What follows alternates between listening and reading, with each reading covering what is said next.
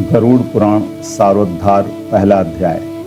भगवान विष्णु तथा गरुड़ के संवाद में गरुड़ पुराण सारोद्धार का उपक्रम पापी मनुष्यों की इस लोक तथा परलोक में होने वाली दुर्गति का वर्णन, दशगात्र के पिंडदान से यातनादेह का निर्माण।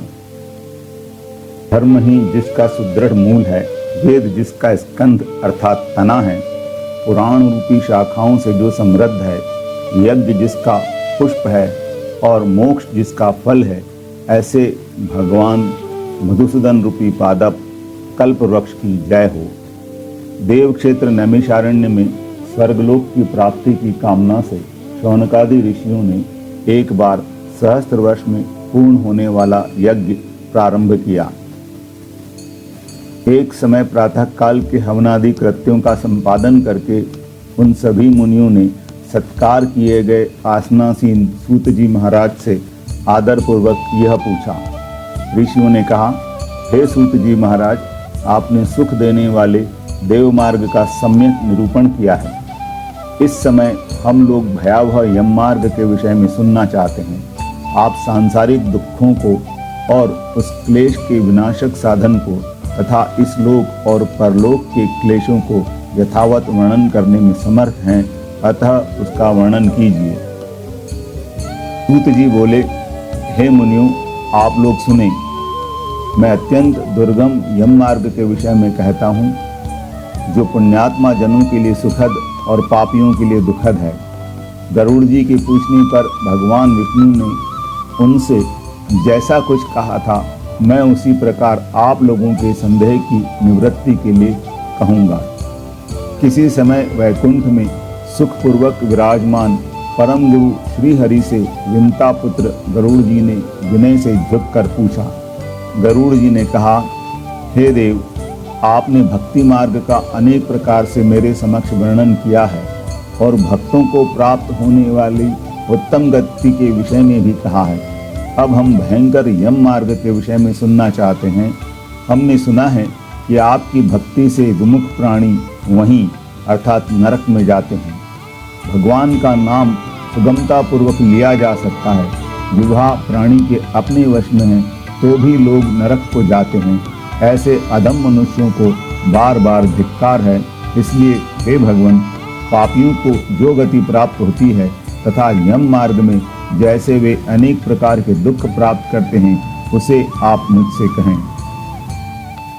श्री भगवान बोले, हे पक्षेंद्र, सुनो, मैं उस यम मार्ग के विषय में कहता हूँ जिस मार्ग से पापी जन नरक की यात्रा करते हैं और जो सुनने वालों के लिए भी भयावह है।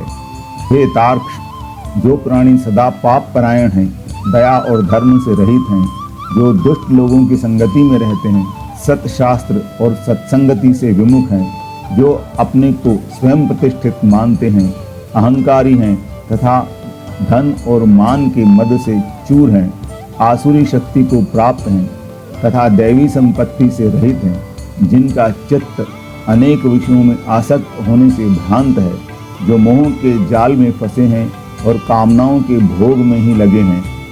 ऐसे व्यक्ति अपवित्र नरक में गिरते हैं।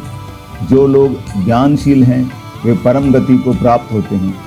पापी मनुष्य दुखपूर्वक यम यातना प्राप्त करते हैं। पापियों को इस लोक में जैसे दुख की प्राप्ति होती है और मृत्यु के पश्चात वे जैसी यम यातना को प्राप्त होते हैं, उसे सुनो। यथोपार्जित पुण्य और पाप के फलों को पूर्व में भोग कर कर्म के संबंध से उसे कोई शारीरिक रोग हो जाता है।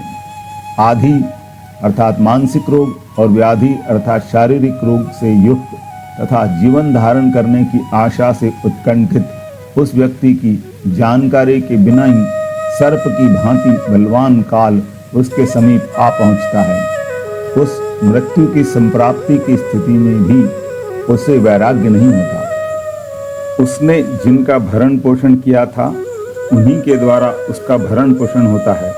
वृद्धावस्था के कारण विकृत रूप वाला और मरणाभिमुख वह व्यक्ति घर में अवमानना पूर्वक दी हुई वस्तु को कुत्ते की भांति खाता हुआ जीवन व्यतीत करता है।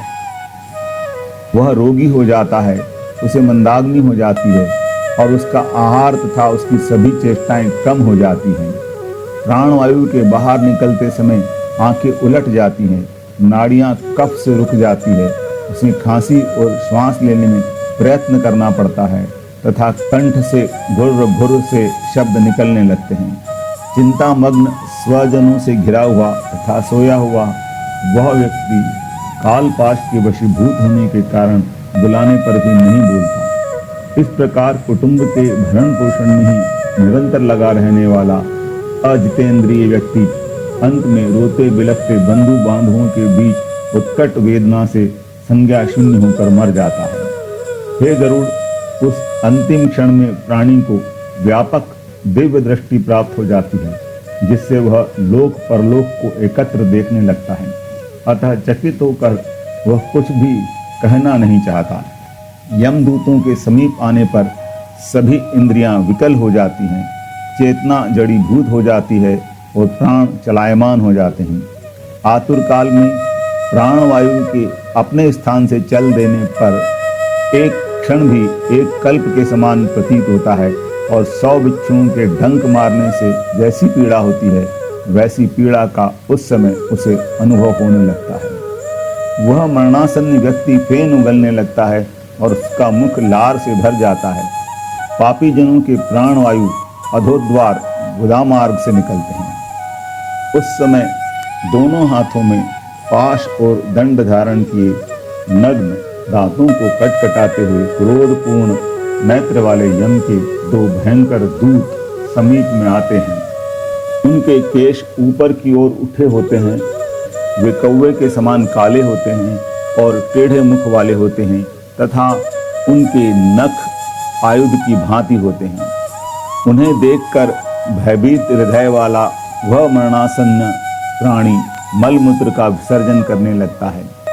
अपने 5 भौतिक शरीर से हाय हाय करते हुए निकलता हुआ तथा यमदूतों के द्वारा पकड़ा हुआ वह अंगुष्ठ मात्र प्रमाण का पुरुष अपने घर को देखता हुआ यमदूतों के द्वारा यातना देह से ढक करके गले में बलपूर्वक पाशों से बांधकर सुदूर यम मार्ग पर यातना के लिए उसी प्रकार ले जाया जाता है जिस प्रकार राजपुरुष दंडनीय अपराधी को ले जाते हैं।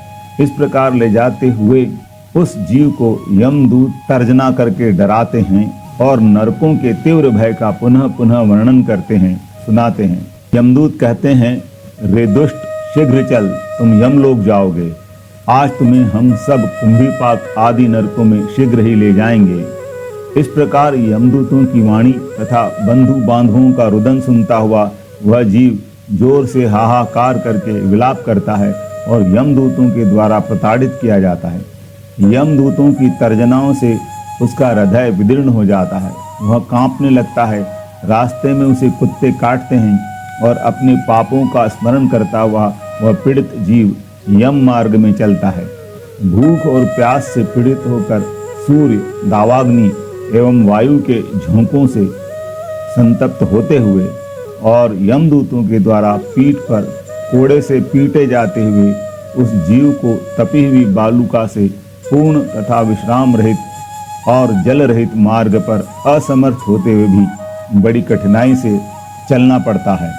थककर जगह जगह गिरता और मूर्छित होता हुआ वह पुनः उठकर पापी जनों की भांति अंधकार पूर्ण यमलोक में ले जाया जाता है। 2 अथवा 3 मुहूर्त में वह मनुष्य वहां पहुंचाया जाता है और यमदूत उसे घोर नरक यातनाओं को दिखाते हैं।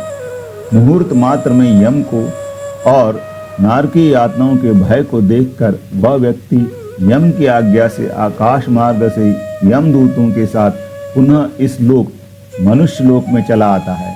मनुष्य लोक में आकर अनादि वासना से बद्ध वह जीव देह में प्रविष्ट होने की इच्छा रखता है, किंतु यमदूतों द्वारा पकड़कर पाश में बांध दिए जाने से भूख और प्यास से अत्यंत पीड़ित होकर रोता है।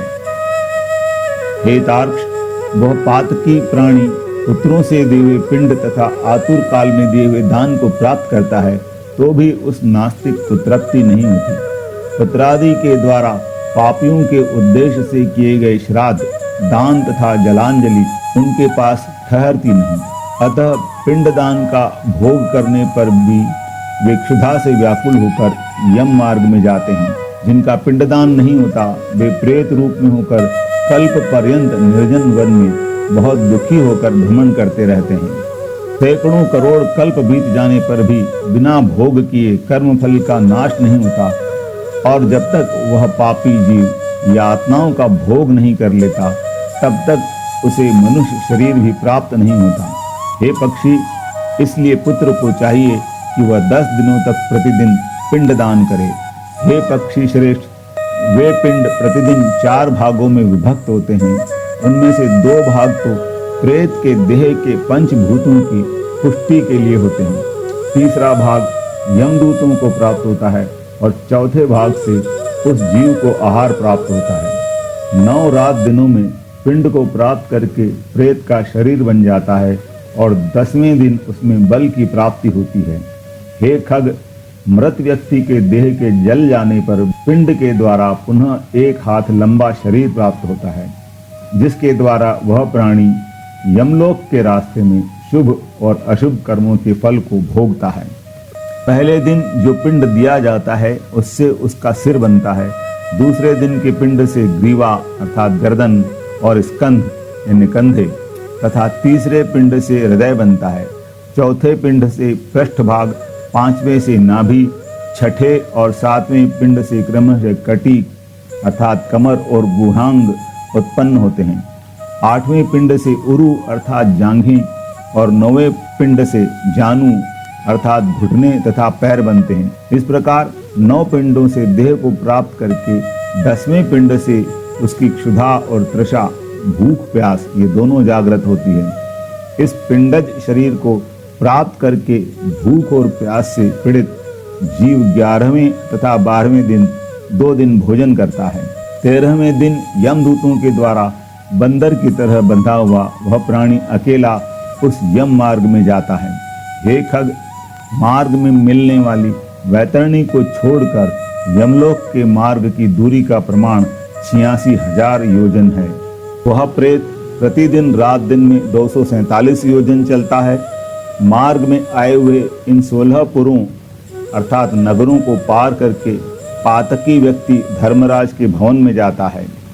जो 16 पुर हैं वे इस प्रकार हैं: सौम्यपुर, सौरीपुर, नगेंद्र भवन, गंधर्वपुर, शैलागम, क्रोंचपुर, क्रूरपुर, विचित्र भवन, बहुपदपुर, दुखतपुर, नानाक्रंदपुर, सुतप्त भवन, रौद्रपुर, पयोवर्षणपुर, सिताढ़ीपुर तथा बहुभीतिपुर।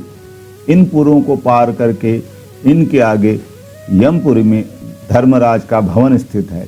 यमराज के दूतों के पाशों से बंधा हुआ पापी जीव रास्ते भर हाहाकार करता रोता हुआ अपने घर को छोड़ करके यमपुरी को जाता है।